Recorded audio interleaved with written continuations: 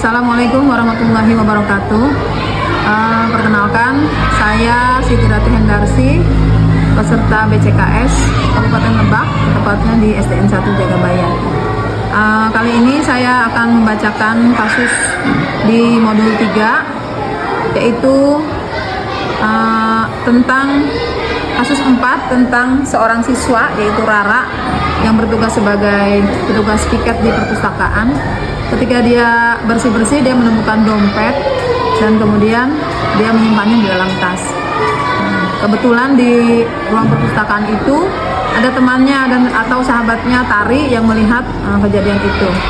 Tidak lama kemudian ada Bu Sri sebagai guru pustakawan mengumumkan bahwa ada seorang siswa yang bernama Nina yang kehilangan dompetnya. Kemudian Tari ada dilema karena di satu sisi dia harus memberitahukan bahwa dompetnya ditemukan oleh Rara, tapi di sisi lain dia juga mengkhawatirkan tentang persahabatannya karena Rara termasuk orang yang baik dan suka berbagi bekal dengannya. Di sini saya akan menganalisis bagaimana seharusnya Tari menyikapi situasi tersebut. Ada 9 analisis yang saya kerjakan. Yang pertama, nilai-nilai yang saling bertentangan dalam kasus ini, kasus 4 ini, yaitu nilai-nilai tentang nilai kejujuran dan integritas. Di mana mengembalikan dompet Nina adalah tindakan yang jujur dan sangat benar. Tapi dalam persahabatan, yang kemudian nilai-nilai persahabatan dan hubungan dengan Rara, Tari merasa memiliki hubungan yang dekat dengan Rara. Melaporkan atau menegur Rara bisa merusak persahabatan mereka. Kemudian analisis yang kedua, siapa saja yang terlihat dalam situasi pada kasus 4 ini. Yang pertama adalah Tari. Tari melihat ketika Rara mengambil dompet, dan itu merupakan dilema buat dia. Kemudian Rara yang menemukan dompet itu dan menyimpannya ke dalam tas. Kemudian Nina adalah pemilik dompet yang hilang, dan ada Ibu Sri yang mengumumkan kehilangan dompet Nina. Langkah yang ketiga yaitu analisis yang ketiga, fakta-fakta apa saja yang relevan dengan situasi pada kasus 4. Fakta relevan yaitu 1. Rara menemukan dompet berisi uang di perpustakaan dan menyimpannya di dalam tas. Kedua, dompet tersebut milik Nina yang melaporkan kehilangannya. Kemudian 3, Tari menyaksikan Rara mengambil dompet tersebut. Dan keempat, Rara dan Tari adalah sahabat dekat. Kemudian yang keempat ada analisis pengujian benar atau salah.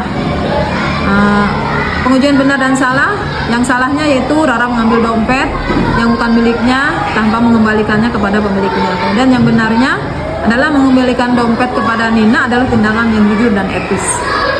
Yang kelima, pengujian paradigma benar dan lawan benar yang bisa dilakukan. Ya, paradigma benar lawan benar yaitu antara kejujuran dan persahabatan. Tari merasa harus menjaga kejujuran, mengembalikan dompet, dan juga dia harus menjaga persahabatan dengan Rara.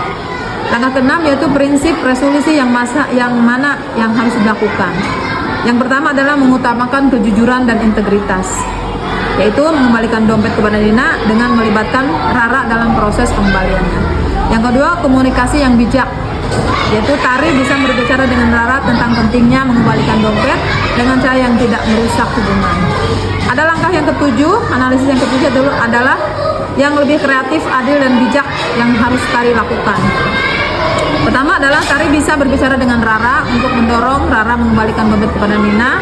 Kedua, melibatkan Ibu Sri, guru pustakawan, untuk membantu menyelesaikan situasi dengan bijak. Kemudian langkah ke-8 yaitu keputusan akhir yang harus yang sesuai di analisis kasus 4 ini. Ya, Tari sebaiknya berbicara dengan Rara untuk mengajak Rara mengembalikan dompet kepada Nina dengan cara yang sopan, menjelaskan pentingnya kejujuran. Yang terakhir adalah langkah 9, yaitu pengambilan keputusan ini memperbaiki pengambilan keputusan di kemudian hari. Pelajarannya yaitu pentingnya kejujuran dan integritas dalam situasi sehari-hari. Komunikasi yang efektif dan bijak bisa membantu menyelesaikan dilema moral. Penyeimbangan nilai-nilai seperti persahabatan dan kejujuran memerlukan pertimbangan yang matang. Demikian analisis yang bisa saya sampaikan. Terima kasih. Assalamualaikum warahmatullahi wabarakatuh.